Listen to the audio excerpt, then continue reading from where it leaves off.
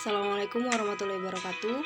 Perkenalkan, nama saya Siti Makfiroh, NPM 201110800358 dari kelas 4F Prodi Bimbingan Konseling Pendidikan Islam. Di sini saya akan membuat video tentang mata kuliah Konseling Multikultural Sosio-Antropologi dengan judul Model Respectful dengan dosen pengampu Bapak Hardiansyah Masya, MPD. Lanjut ke pembahasan. Model respectful merupakan pendekatan yang digunakan untuk asesmen dan konseling yang melihat secara luas dan mendalam pada multikulturalisme, keragaman, dan konteks sosial.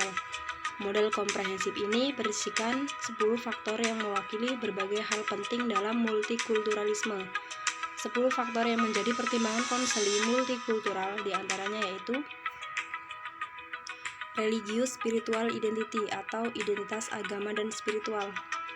Memahami hal ini merupakan hal yang penting dengan tujuan agar konselor sadar bahwa identitas dan kepercayaan agama dan spiritual seseorang dapat secara positif atau negatif mempengaruhi perkembangan psikologi seseorang, dan bisa mengetahui cara-cara di mana identitas agama dan spiritual mereka dapat mempengaruhi proses konseling dan terapi. Economic class background atau latar belakang kelas ekonomi. Dari poin ini, konselor harus melakukan beberapa hal untuk membantu mengatasi beberapa hambatan yang mungkin ada antara mereka dan siswa yang berasal dari latar belakang sosial ekonomi yang beragam. Konselor didorong untuk menjadi lebih berpengetahuan dan peka terhadap cara-cara di mana faktor kelas ekonomi mempengaruhi proses dan hasil konseling, serta mengetahui berbagai pengaruh yang ditimbulkan pada diri siswa. Sexual identity atau identitas seksual. Secara umum, konselor harus memperoleh pemahaman yang jelas tentang konsep umum seperti biseksualitas, heteroseksualitas, dan homoseksualitas, dan memiliki pengetahuan tentang cara-cara di mana orientasi seksual yang berbeda ini mempengaruhi perkembangan psikologi siswa. Konselor harus sadar pada dampak negatif yang ditimbulkan oleh praktik-praktik diskriminatif, prasangka, dan stereotip yang tidak adil terhadap cara perempuan, biseksual, gay, dan lesbian berkembang secara pribadi dan psikologis. Hal yang perlu diperhatikan dari siswa adalah bagaimana faktor ini mempengaruhi disposisi psikologi siswa. Psychological development atau kematangan psikologis. Dalam upaya mempromosikan hasil konseling yang positif, penting untuk mengetahui tingkat perkembangan psikologi siswa dan konselor sendiri. Pengetahuan ini dapat sangat berguna dalam memandu keputusan yang akan dibuat dalam proses konseling yang akan terjadi, baik dalam proses asesmen ataupun intervensi. Etnik, kultural, racial, background, latar belakang ras, budaya, etnis. Secara umum, poin ini membahas tentang perbedaan psikologis yang ada di antara orang-orang dari latar belakang etnis, budaya, ras, dan berbeda dan sama. Jadi, penting bagi konselor untuk mempunyai sensitivitas dan rasa hormat yang lebih besar terhadap siswa yang berasal dari populasi yang beragam secara budaya. Hal yang perlu diperhatikan dari siswa adalah mengenali perbedaan di dalam dan di antara kelompok siswa dan berbagai pengaruhnya pada diri siswa. Chronological Developmental Challenge atau tentang perkembangan kronologis. Perkembangan kronologis yang dihadapi individu pada titik-titik berbeda sepanjang rentang kehidupan. Dengan mempertimbangkan hal tersebut, konselor harus memiliki tentang perkembangan yang dialami siswa dan meningkatkan kemampuan konselor untuk menerapkan strategi konseling yang lebih efektif, memenuhi kebutuhan siswa mereka. Konselor juga belajar bagaimana menempatkan pengetahuan ini secara efektif untuk digunakan dalam praktik konseling.